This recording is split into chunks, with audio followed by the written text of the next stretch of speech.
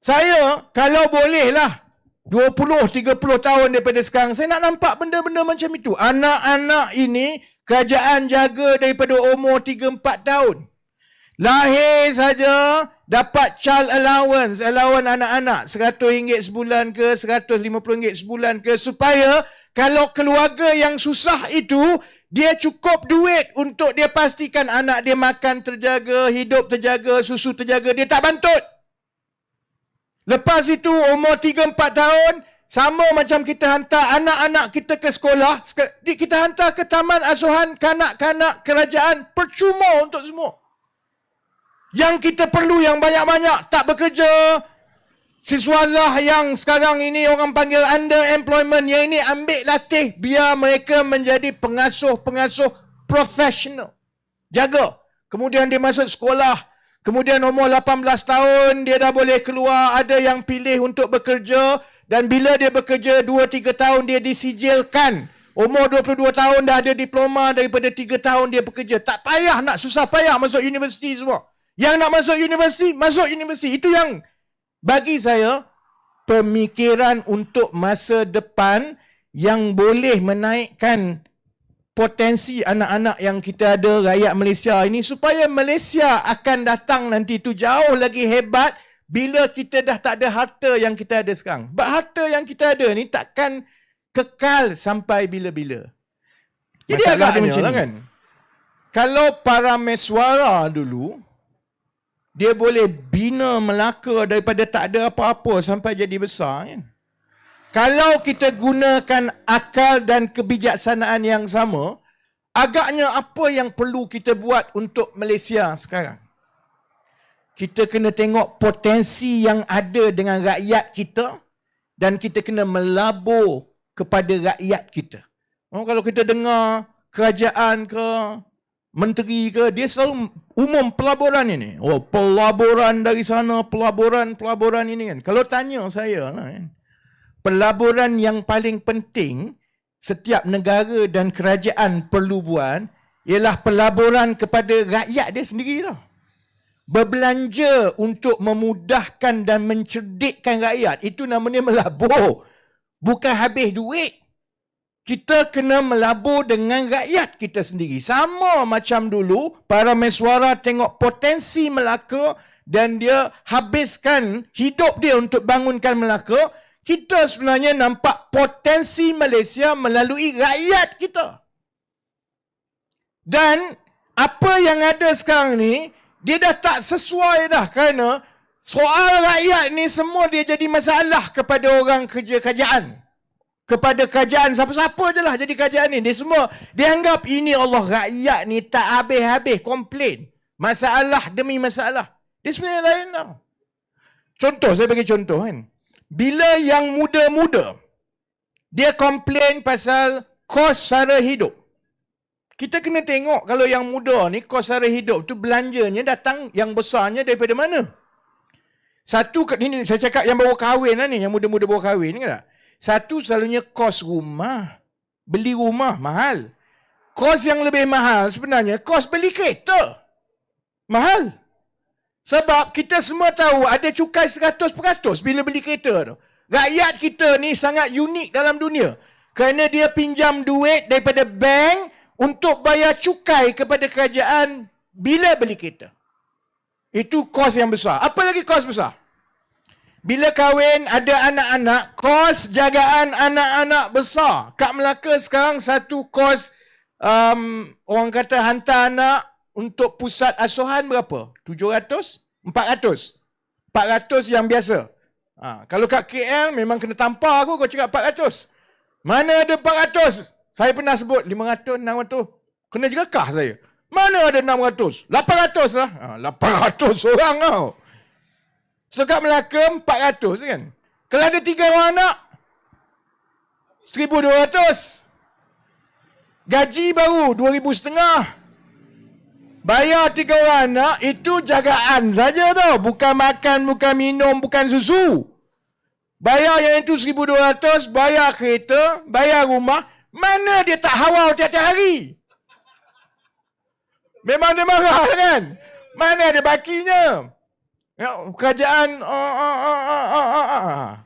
Kalau tanya pasal kereta, dia kata, ini Rafizi daripada dulu janji nak turun harga kereta. Saya bukan nak menang pilihan raya tau. Bila saya cerita pasal kereta daripada saya muda. Saya mempersoalkan, tak ada cara lain ke kita nak kutip 11 bilion yang kamu kutip daripada cukai kereta itu, kita ganti dengan cukai jenis lain 11 bilion, supaya bila orang beli kereta, dia tak payah bayar cukai 100%. Sebab bila dia tak bayar, duit tu dalam poket dia boleh belanja. Kalau beli kereta sekarang kena bayar RM500 sebulan, tak payah bagi STR lah, umum, bansara, tak sara, banyak-banyak benda. Senang saja. Kamu jangan kutip cukai yang itu, automatik. Rakyat biasa ada 200-300 tiap-tiap bulan dalam poket dia. Takkan kita tak boleh pertimbang langsung? Takkan tak boleh fikir langsung? Tak boleh.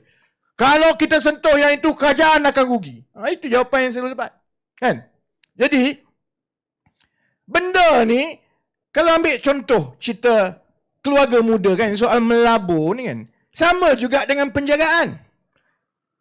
Kalau kita nak suruh yang muda-muda ini berkeluarga, dan anak-anak dia cerdik semua, jadi kerajaan kena tanyalah, mana lebih baik saya belanjakan 20 bilion untuk ganti kerugian tabung haji, ataupun 20 bilion itu saya laburkan dalam anak-anak yang kecil-kecil ini supaya dia dapat penjagaan yang diberikan percuma oleh negara. Tak payah bayar setiap bulan ini. Kedua, dia dapat makanan dan dijaga dengan baik supaya dia tak bantut. Tahu tak Malaysia adalah nombor 1 bantut dekat Asia Tenggara tau. Nasib baik aku dilahirkan tua dah.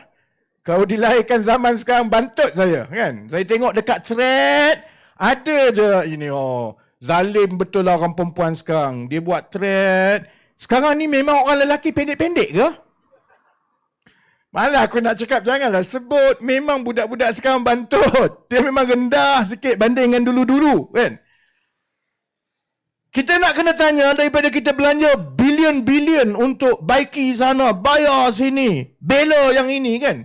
Bukankah lebih baik contohnya kalau tiap-tiap bulan anak-anak ini diberikan allowance? Yang itu yang bersama cadangkan dalam agenda kita. Supaya pelaburan itu dialihkan daripada pelaburan yang tak apa-apa, kutip cukai banyak besar semua, tapi kita hanya tengok sebahagian kecil saja rakyat kita yang dapat manfaat. Yang muda-muda, yang rakyat biasa ni tak dapat. Jadi tak payah kira dia orang PAS ke, dia orang UMNO ke, dia orang DAP ke, dia orang Bersatu ke, dia orang PN ke. Tak kisah.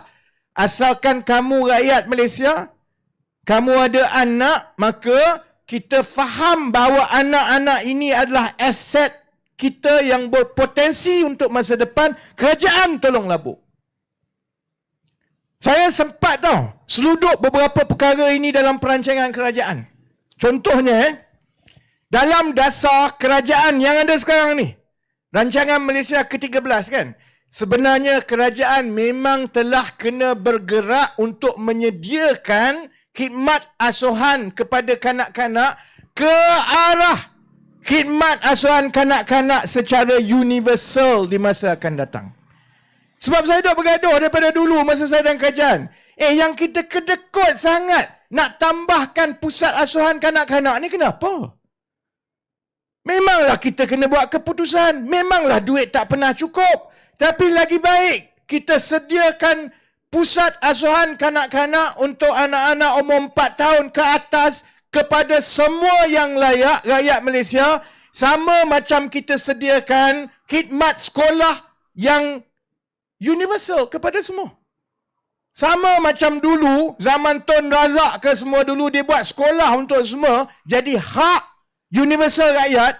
Kenapa kita tak boleh buat hak universal rakyat untuk yang anak-anak umur 4 tahun semua ni? Sebab negara lain buat. Bukan gila, negara lain buat macam itu. Tapi sudah tentulah duit itu, kita kena buat keutamaan nak berbelanja macam mana lah. Sama juga saya bagi contoh, itu maksudnya melabur kepada yang muda.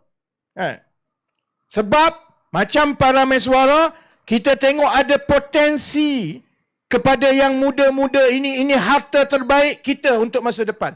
Sama juga dengan yang pencen-pencen.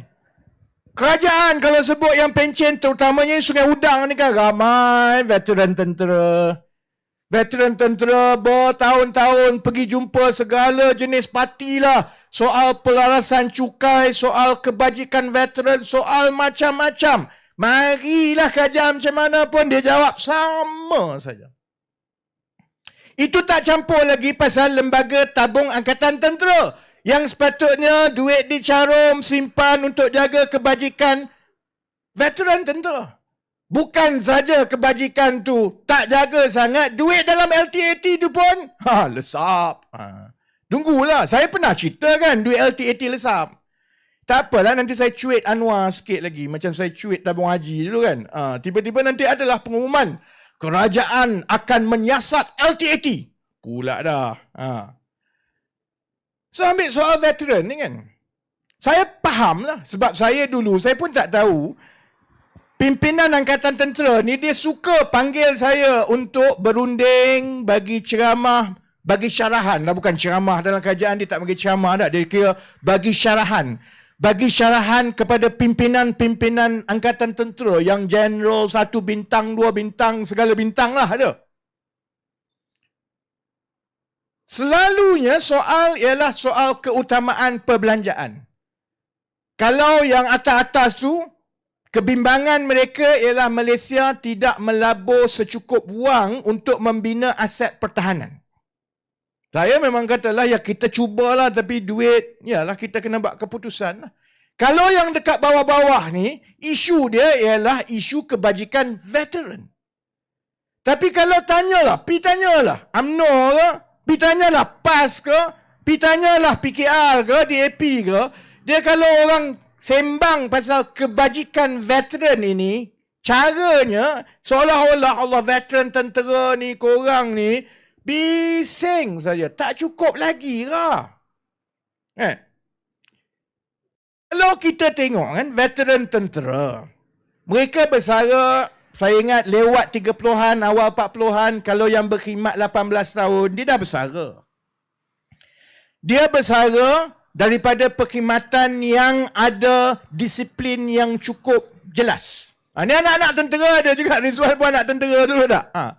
Dia dah dilatih dalam khidmat yang cukup berdisiplin. Kan?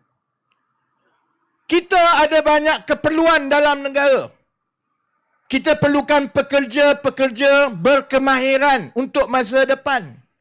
Orang yang dah berkhidmat ini boleh dilatih. Tapi kalau latihan yang diberikan, peluang yang diberikan itu, ialah untuk buat kerja-kerja yang tak seberapa. Jadi jaga ke apa, lama-lama memang dia bawa Grab lah. Bila dia bawa Grab, lama-lama dia jadi pemarah lah. Sebab yang itu tak cukup, yang ini tak cukup. Bila nak masuk pilihan raya, kerajaan akan umum bayaran khas untuk veteran-veteran tentera RM200 supaya veteran-veteran tentera bersyukur.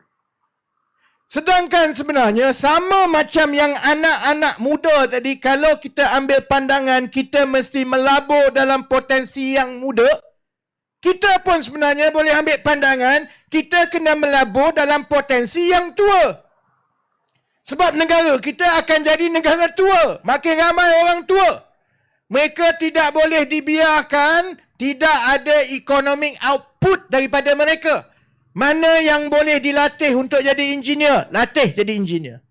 Mana yang perlu dilatih untuk jadi juruteknik, latih jadi juruteknik. Mana yang pandai merisik, kamu pergi kejar scammer.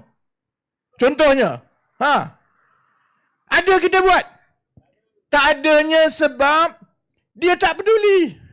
Sebab dia kata benda ni susah. Nanti kita nak kena cari duit. Sebab itu, kita kata untuk masa depan, kalau kita terus dengan parti-parti yang pemikirannya sama daripada dulu. Yang bertukar hanyalah pimpinan-pimpinan dekat atas. Tukar muka saja. Kejap macam ini, sekejap macam tu, dasar dia tak bertukar. Itu yang orang macam saya kecewa. Kerana kita ada 4 tahun dulu masa saya dalam PH untuk buat perubahan-perubahan macam ini. Kalaupun tak boleh buat semua, Kita mula sikit-sikit lah. Ada lah yang saya sempat seluduh. Sama ada, masalahnya pula, bila benda tu dia kata, ni Rafizi punya lah. Lepas tu dia buat tak tahu lah. Dia buat diam je. Tak jalan. Sebab, saya kalau boleh lah, 20-30 tahun daripada sekarang, saya nak nampak benda-benda macam itu. Anak-anak ini, kerajaan jaga daripada umur 3-4 tahun. Lahir saja, dapat child allowance anak-anak, RM100 sebulan ke, RM150 sebulan ke, supaya kalau keluarga yang susah itu, dia cukup duit untuk dia pastikan anak dia makan terjaga, hidup terjaga, susu terjaga, dia tak bantut. Lepas itu, umur 3-4 tahun, sama macam kita hantar anak-anak kita ke sekolah, kita hantar ke taman asuhan kanak-kanak kerajaan, percuma untuk semua. Yang kita perlu yang banyak-banyak, tak bekerja, siswazah yang sekarang ini orang panggil underemployment, yang ini ambil latih, biar mereka menjadi pengasuh-pengasuh profesional. Jaga. Kemudian dia masuk sekolah. Kemudian umur 18 tahun, dia dah boleh keluar. Ada yang pilih untuk bekerja. Dan bila dia bekerja 2-3 tahun, dia disijilkan. Umur 22 tahun dah ada diploma, daripada 3 tahun dia bekerja. Tak payah nak susah payah masuk universiti semua. Yang nak masuk universiti, masuk universiti. Itu yang bagi saya pemikiran untuk masa depan yang boleh menaikkan potensi anak-anak yang kita ada, rakyat Malaysia ini, supaya Malaysia akan datang nanti itu jauh lagi hebat bila kita dah tak ada harta yang kita ada sekarang. Sebab harta yang kita ada ni takkan kekal sampai bila-bila. Masalah dia macam ni. Ni nak landing ni sebab nak balik lah. Masalah dia macam ni. Sama macam para mesuara dulu. Kan? Sama macam para mesuara dulu. Kan? Masa dia fikir nak buat Melaka ni sebagai satu pelabuhan entrepot antarabangsa, pakcik-makcik ingat ada orang percaya kat dia tak? Mesti orang kata dia gila. MC tadi mesti berkali-kali cakap, kau gila, kau gila, kau gila. Mesti cakap macam tu. Tak ada orang percaya kat dia pun. Tapi dia buat dan dia yakin. Dan saya selalu yakin bahawa kita kena buat, kita kena usaha, kita kena doa, kemudian kita istigharah, kita tawakal. InsyaAllah, hasil itu Allah akan bagi. Sama lah macam kita sekarang, dalam parti yang orang kata kecil, parti ni tak ke mana, baru 3 bulan. Mana ada empire yang dibina dalam tempoh beberapa tahun? Mana ada parti politik yang ada sekarang yang kata hebat-hebat semua tu yang dibina dalam tempoh beberapa bulan? Tak ada. Kecuali dia buat parti serpihan, dia pergi menonggang parti lain. Itu okeylah. Tapi tak kekal. Lepas 2-3 tahun yang dapat untung Hamzah Zainuddin je. Orang bawah ni tak dapat apa. Jadi macam mana kau pusing pun Hamzah tetap menteri. Yang kat bawah ni jugalah duk ikut dia. Tak ada Hamzah, habis. Kalau Hamzah masuk DAP lepas tu, apa kau dapat? Sebab semuanya berkisar pasal Hamzah Zainuddin ni. Kan? Jadi, sebab itu, kita masuk ke Melaka, dan saya betul-betul, kalau tengok cerita Melaka ni, kita kena yakin tau. Benda yang baik, yang kita nampak untuk kepentingan orang lain, yang kita rasa kita nampak sekarang, walaupun susah awal-awal, InsyaAllah akhirnya dia akan bawa kebaikan besar kepada orang ramai.